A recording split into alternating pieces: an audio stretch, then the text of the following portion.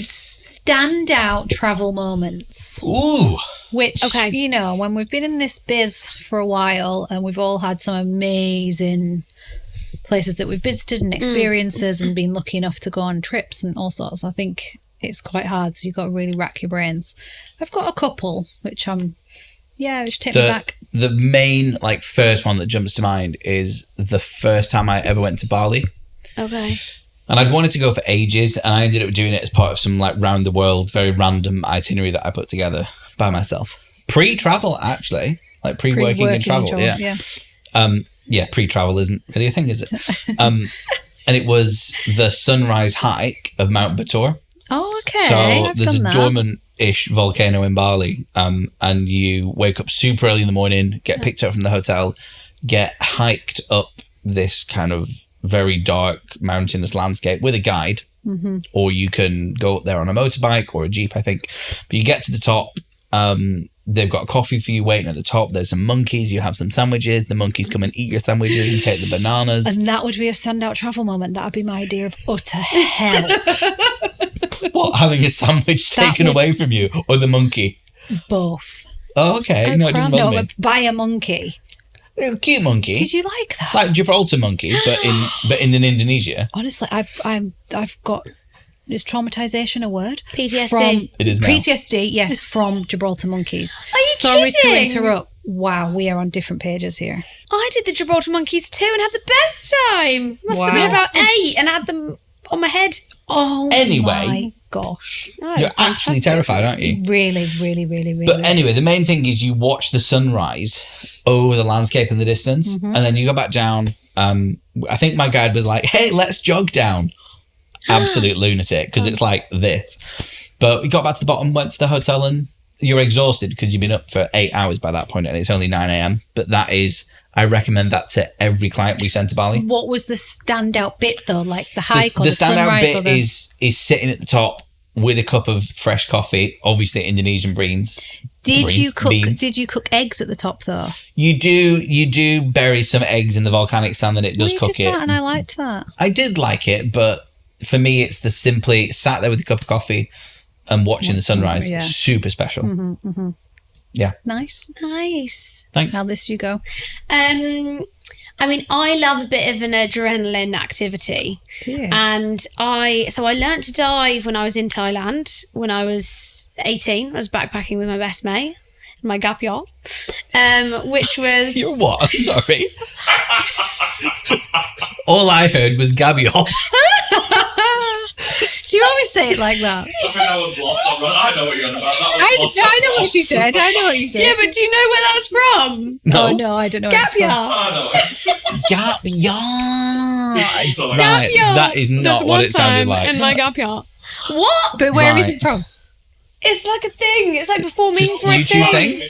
Help me, Rich. Honestly, it just shows my age, these two. Anyway, so that's completely thrown me off course that you guys don't know what that is. Anyway, so on my gap year, where you find yourself when you go travelling. You wear baggy pants. As if you guys, this just is not ringing through to them. Anyway, so I learned to dive when I was in Thailand, which was amazing. And that was pretty standout. But then obviously it's then meant that once I got my paddy, I've then experienced some amazing, amazing diving. So yeah, I mean, that for me is like right up there, but also like adrenaline wise, I did in New Zealand, my partner and I did the swing in Queenstown, and it was just epic. But like that's like a bungee swing, isn't it? It's like a bungee swing. Yeah. So rather than, I mean, you can no, like the Bali swing. No, but you swing in the canyon. So it's like a canyon swing. So I mean, you can throw yourself off the top and then you still swing through upside down, or you can do it in pairs. So when we did it, you can also decide how you want to drop. So they can like get this little like mini chainsaw out and you drop, or you've got like, or they call it lucky dip, right? So what we did was lucky dip. And there's 3 pins at the top, and you don't know which pin is going to make you drop, okay? And so they go, right, who's going to go first? And you pull it, and we didn't drop. And then the next one went, Kyle went, then so I went first, and then Kyle, and then there was one left. And the guy was like, okay, Alice, it's your turn. I was like, no, because obviously you're going to drop. Oh, it was amazing. It was terrifying. The video is great. Yes, some faces that nobody would really wish to see again, but it was a highlight. It was amazing. Well, we did loads in New Zealand. We did jet boating and whitewater rafting. I've got a story about whitewater rafting. Sorry, I'm on a tangent now. So this guy was like... Get me, bro. He was like, any volunteers for sitting on the front of the boat? So as you go down the rapid, somebody can sit on the front.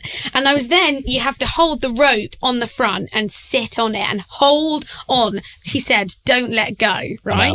You go down the rapid and you hold on, and everybody else is behind you, like paddling away. I was like, I did it. So anyway, off we went, sat on the front. He went, Alice, don't hold on. I was like, yeah, sweet, go, just fine. Anyway, off we go down the rapid, but I let go, and the impact made me do like a backflip with my bottom right in the air, and I landed on my head.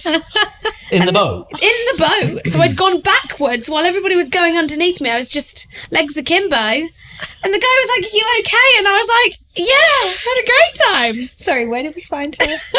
You found her. I did. Well, I know I don't bring quite the level of sophistication that these two do. I'm an adventurer. You did also go to vineyards and drink very nice things in New Zealand as well. We did. Day one, we went wine tasting, and actually myself and the in-laws, Leslie, my mother-in-law, we need to get sozzled. Leslie involved. We do need to get Leslie involved. Yeah. How about you? Well, Sorry, but no, that's fine, because I would never have a story like that. No, I've had same. the most epic travel experiences, did it all over the web, but nothing like that. And I'm happy for you. I don't want that for me, but I'm very happy for you. You've never somersaulted off a dinghy in New Zealand? I would jump out of a plane, but honestly, that is it. I'd probably never do it, but if it was like, you can't just say here's it. £1 million, go and do it, fine. But a bungee jump, what else do you do? Yeah, white water rafting, it's even skiing I've got no interest in. I don't know, I'm just not that type of person. Fair enough. Okay. So now I'll tell you about my bougie, where Please do. you know. No, mine's actually completely different. I was probably about 14, and my mum and dad asked me where we wanted to go. We pieced together an America itinerary. My sister wanted to go to Disney. My mum and dad wanted to go to Denver, I think it was, and I wanted to go to New York.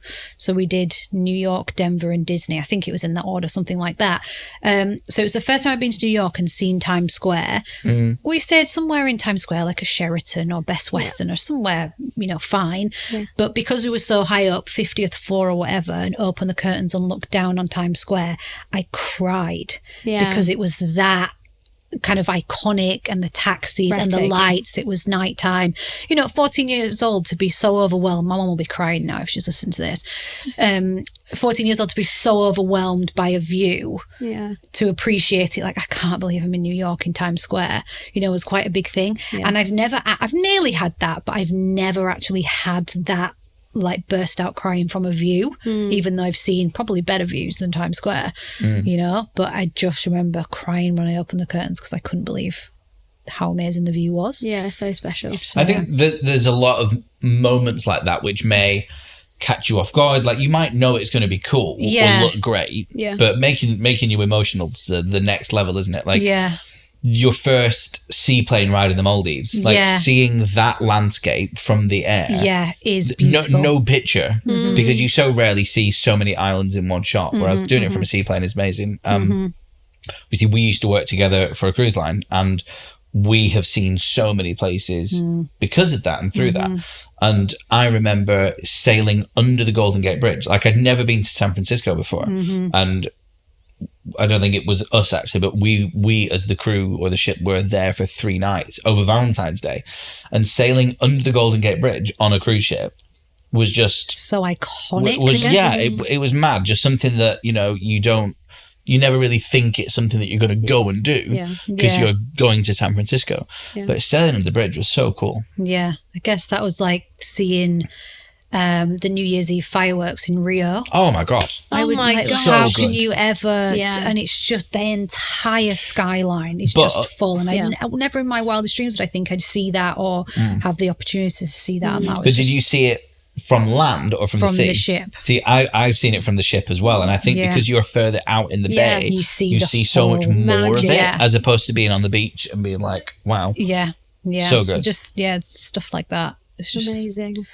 yeah. So they're all very different. So different.